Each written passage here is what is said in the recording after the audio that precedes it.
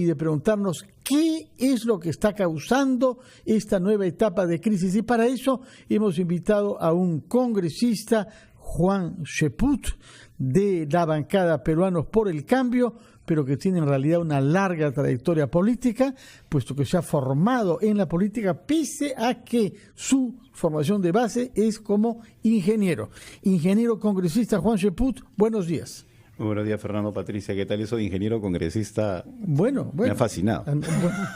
Bueno, en todo caso, queremos saber de usted qué cosa es lo que está pasando tras la superficie del mar. ¿Cuál es el fondo que hay en el mar para que de pronto lo que parecía una relación armoniosa y constructiva se haya convertido en un proceso de acusaciones y recriminaciones recíprocas? Bueno, el deseo de cambiar la agenda de parte de Keiko Fujimori se ha convertido en un simple escándalo, ¿no? Que yo creo que está mainando sobre la base del pleno convencimiento de todos los involucrados en que esto no conviene a nadie. A partir de las declaraciones de ella en un medio el día domingo y el anterior video que propagó en las redes sociales, se generó pues una turbulencia en relación a un solo tema: las conversaciones que habría tenido el presidente Vizcarra con miembros de Fuerza Popular antes que Pedro Pablo Kuczynski renuncie e inmediatamente después que el presidente Vizcarra asumió el encargo de jefe de Estado. Entonces, yo creo que eso no le conviene a nadie, ¿no? Y por otro lado lo considero un escándalo por una sencilla razón. Es iluso pensar que se llegue a una situación como la que atravesó Pedro Pablo Kuczynski sin que hubiera habido conversaciones previas, ¿no? Eso significa el nivel de subdesarrollo de la política local. Y aún más, de eso se hablaba. El problema no es si han conversado o no. El problema es qué hicimos nosotros como peruanos por el cambio, como políticos, sabiendo que eso sucedía. Entonces, que se genere ahora un escándalo, ¿no?, respecto a algo que es natural en política, si suena incómodo, pues no se pueden dar esas situaciones sin conversaciones previas. Esa es la política real. Y si uno tiene algún tipo de indicio de eso, pues cómo reacciona, cómo actúa, cómo construye alianzas, cómo denuncia, etcétera. Ese es el problema. Entonces, la misma política nos aconseja de que ya estamos ante hechos consumados. Y hay un presidente del Perú. Y revivir el pasado, lo único que genera es que quede mal Keiko Fujimori. En lugar de mirar hacia adelante y entender que si ella quiere ejercer de conciencia crítica o de opositora, tiene que tener otro tipo de actitud, revela el pasado. Ahora, está claro que en determinado momento a Vizcarra le hubiera resultado incómodo y se hubiera armado un escándalo político si hablaba de... no ni siquiera coordinaciones, supongo que explicarse el contexto. Si lo que dicen ambos es verdad, no había nada de malo en esa conversación. Es decir, señor, ¿usted está dispuesto a asumir la presidencia? Sí, estoy dispuesto, no voy a negarme a mi derecho y a mi obligación constitucional. La pregunta no es para qué se reunieron, dónde y cuándo. La pregunta es por qué Keiko lo saca a la luz ahora. ¿Cuál es el interés? Más allá de que todos reconocemos que está pésimo de parte del señor Vizcarra negarlo cuando se le ha preguntado. Yo creo que la gran perdedora es Keiko Fujimori con este escándalo. Indiscutiblemente, por el error cometido de sacar a la luz unas conversaciones. Y yo creo que tiene que ver con tres cosas. La primera, desviar la atención de algo que realmente preocupa a Fuerza Popular, que es el tema de los audios. De acuerdo. Eso yo no tengo la menor duda. Ellos desde un principio han tenido una actitud muy favorable. No quiero incurrir en ningún tipo de adelanto de opinión, por eso lo califico así como muy favorable para el señor Chávarri y el señor Inostroza. ¿Por qué podrían estar preocupados por los audios los miembros de Fuerza Popular? Porque los audios es como una onda expansiva, en el sentido, no solamente por la forma como se vienen dando a conocer, sino sobre todo por las relaciones que pueden surgir como consecuencia de los colaboradores eficaces o de la red de influencias que puede llegar al Congreso de la República a través de personajes como Oviedo. Está clarísimo que en la acusación que ha presentado el señor Sánchez se abre un frente claro. y entonces, además es gravísimo. A los audios hay que verlos como una onda expansiva que va a afectar a muchos. Entonces hay un deseo de quitar los ojos de esa situación. Ya nadie habla de eso, recién hoy día se está retomando el tema y se dan circunstancias menores que intentan cambiar esa agenda. El segundo punto es el desplome de su popularidad y allí indiscutiblemente Keiko Fujimori está mal aconsejada. ¿Por qué esto no le ayuda a su criterio? Porque ella le han dicho seguro que enfrentando al presidente de una manera frontal y revelando que se reunió con ella, le va a quitar algunos puntos, demuestra una sola cosa, y que es penoso desde mi punto de vista. O sea, es un reconocimiento que juntarse con Fuerza Popular es malo, ¿no? Es una forma de decirlo.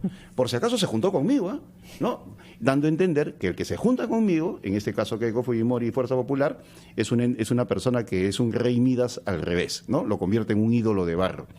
En lugar de buscar una fortaleza a partir de una situación, si el presidente tiene 50% de popularidad, pues es porque cuenta con el apoyo de Fuerza Popular en el Congreso y porque vamos a sacar las cosas adelante.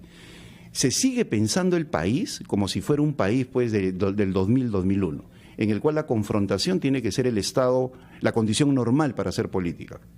Cuando lo que se busca ahora es criticando, fiscalizando, institucionalizando el país, también proponiendo. Ahora, el subtexto en las declaraciones de Keiko Fujimori y los fujimoristas es interesante analizar.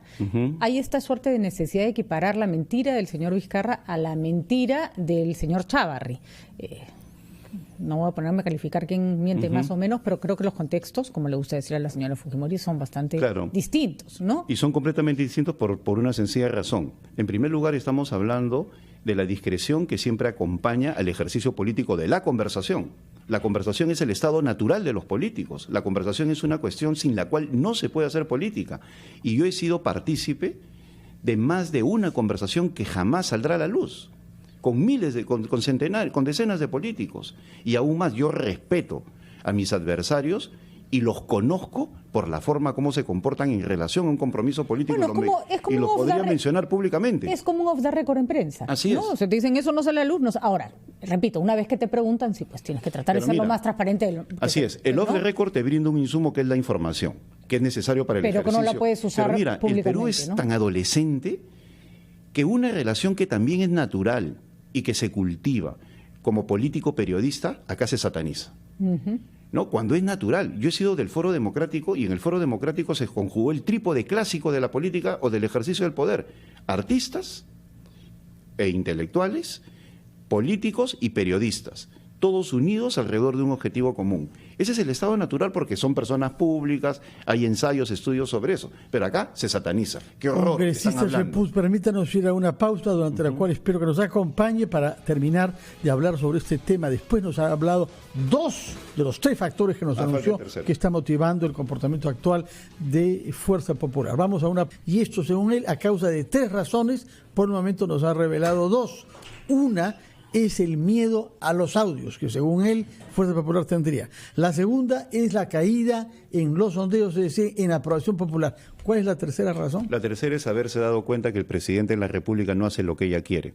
Es una actitud de despecho, desenfadada, ¿no?, que la ha desconcertado. Ella ha pensado que ofreciéndole 70 parlamentarios, ahora 60 y tantos, 62, 63, le iba a brindar, iba a tenerlo en raya. Y como el presidente ha asumido una actitud distinta, pues ha decidido confrontarlo. Y como te digo, el principal error que descalifica la posición de Keiko Fujimori es haber instalado en la opinión pública que reunirse con ella es algo malo. Ahora reunirse con un fujimorista es o me graban o me echan, ¿no? O sea, el compromiso político, que es la esencia de la política, valga la redundancia, se ha pulverizado con esta actitud del fujimorismo. Yo creo que al final ella, si no corrige su posición, va a enfrentarse al dígito de popularidad muy pronto. ¿Y cómo podría corregirla sin que todos los cambios que introduje en su estrategia favorezcan a Vizcarra? Bueno, lo que ella debe hacer es, sin perder su identidad fujimorista, ingresar al debate de las ideas en el Congreso en relación a las reformas planteadas por el presidente. No decir no nos pongan plazos, sino al contrario, decir esta es mi propuesta y discutámosla a ver quién gana, y ganaría el país. La respuesta de Vizcarra no ha sido muy convocante tampoco, ¿no? Se plantó en Tacna, en una celebración además importante, patriótica, dijo que a él nadie lo iba a doblegar, y el fujimorismo se tomó peor todavía esa respuesta. No hay precisamente a estas alturas ánimo de diálogo, eso ya se diluyó. ¿A qué entramos? Bueno, yo lo que creo es de que el presidente y el grupo de personas que lo rodea deben entender que esta situación no beneficia a nadie en el mediano plazo. ¿Pero el grupo de personas que lo rodean no son ustedes? No, nosotros lo rodeamos desde la bancada, pero él puede tener sus asesores. Yo no sabía, por ejemplo, de los proyectos de ley, ¿no? En todo caso, yo insisto en mi posición inicial, que hay consenso en las bancadas para sacar de inmediato el Consejo Nacional de la Magistratura y tener un referéndum en diciembre, y el tema de la reforma política, pues que se discuta intensamente, pero yo no creo que los plazos alcancen a diciembre de ninguna manera, y mucho menos conseguir 2.300.000 firmas. Lo que está usted sugiriendo es que el referéndum no se haga sobre 4 puntos, como ha planteado el presidente, sino que se separe. Comencemos por lo judicial y discutamos con más calma. Y sostengo mi posición en que yo he conversado con Vicente Ceballos y ambos hemos coincidido en que el tema del Consejo Nacional de la Magistratura es un tema urgente y sobre el cual hay consenso. Y el tema de la reforma política merece una discusión que, como va a tener consecuencias en procesos electorales, y el gran problema del Perú es su estructura política, si el remedio es peor que la enfermedad, podemos estar a puertas de un Estado fallido. Y lo digo con todas sus letras. Porque si hoy en día la forma como está conformado nuestro Parlamento genera crisis de representatividad, no representa adecuadamente a las regiones, si la fórmula que viene es peor que la enfermedad y tenemos menos representatividad, menos gobernabilidad, etcétera, etcétera, ya el país se convertiría en inmanejable. Por eso, si vamos a aprovechar para hacer una reforma política que sea sesuda, pensada, que se mida con pilotos, que haya un impacto, que se determine el impacto de las decisiones, es decir, que no se haga a la ligera. En ese sentido, ¿usted está más de acuerdo con la posición del fujimorismo que con la posición del presidente de la República? Bueno, en el caso del fujimorismo yo no sé qué quieren, porque mientras algunos dicen vamos a trabajar, por ejemplo en la Comisión de Constitución, Rosa Barta dice vamos a trabajar 2 veces a la semana para sacar adelante esto, luego sale Keiko Fujimori el día domingo a decir no me pongan plazos. Entonces hay una actitud distinta. Y habló sobre febrero o marzo. Más, ¿no? La muy buena disposición, y lo subrayo, del presidente del Congreso también es dañada por esa posición de la cúpula fujimorista, que no se da cuenta que los esfuerzos que viene haciendo el presidente del Congreso son notables y los reconocemos todos los parlamentarios, en cambiar la imagen del Parlamento, en brindar a los parlamentarios todas las facilidades para que las sesiones puedan fluir adecuadamente, en el apoyo en la agenda. Entonces, yo creo que no es tanto una descoordinación en el Ejecutivo, sino un desconcierto en la oposición, en el fujimorismo. Y su tesis es entonces que puede haber un referendo el mes de diciembre con una pregunta única referida al Consejo Nacional de la Magistratura y dejar de lado los otros 3 temas propuestos por el presidente. Mira, financiamiento, no reelección y bicameralidad. El presidente ha planteado llegar a diciembre y vamos a hacer todos los esfuerzos para ello, pero va a ser un emprendimiento lleno de dificultades. Escuchaba yo a algunas personas decir que es fácil recolectar firmas. No saben lo que es recolectar firmas, no tienen ni idea los que plantean eso, nunca han recolectado firmas en su vida. Mira, en el Foro Democrático, para recolectar 1 millón de firmas nos pasamos 3 años con los organismos de la sociedad civil, con la iglesia, con los colegios profesionales, con las universidades y con los partidos. En estos momentos hay 2 partidos que todavía no logran su inscripción, 700.000 firmas, otros en 400.000, ¿no? Y han pasado años. De acá a diciembre, recolectar firmas es imposible. Entonces, ¿cuál es el camino? El camino legislativo.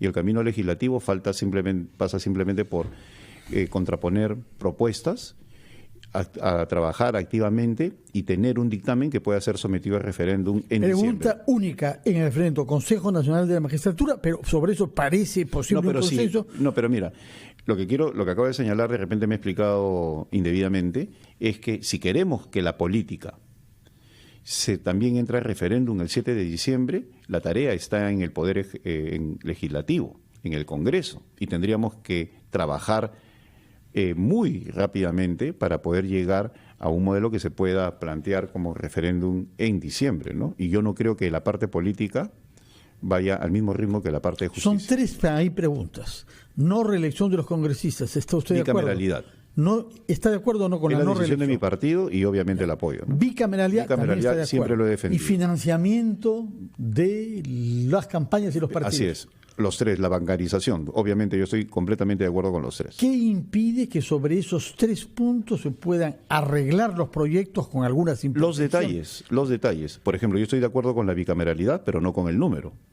Estoy de acuerdo con la bicameralidad, pero se tiene que discutir el tema de las circunscripciones. Estoy de acuerdo con la bicameralidad, pero dudo mucho que la representación sea adecuada con 30 senadores. Estoy de acuerdo con la bicameralidad, pero no sé qué es mejor. El debate me puede enriquecer. Si se eligen a los senadores junto con el periodo presidencial o por separado. Estoy de acuerdo con la bicameralidad, pero no con el periodo de duración. Si son 5, 8 o 4 años, como es en otros países. Estoy de acuerdo con la bicameralidad, pero no estoy muy seguro si debe o no haber renovación por tercios. Entonces, porque ya hubo en el Perú renovación por tercios, y lo decía en un evento de la San Martín invitado por el presidente García, y fue entre los años 1860 y 1920 con la Constitución que más ha durado en nuestro país, sí. Y fue el periodo de mayor turbulencia.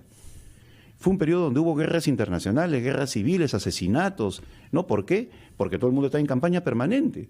Y por otro lado, a veces adoptamos modelos del extranjero, bicameralidad, renovación por tercios, renuncia de parlamentarios, y sistemas políticos como el mexicano, que tiene todo eso, es uno de los más corruptos del mundo.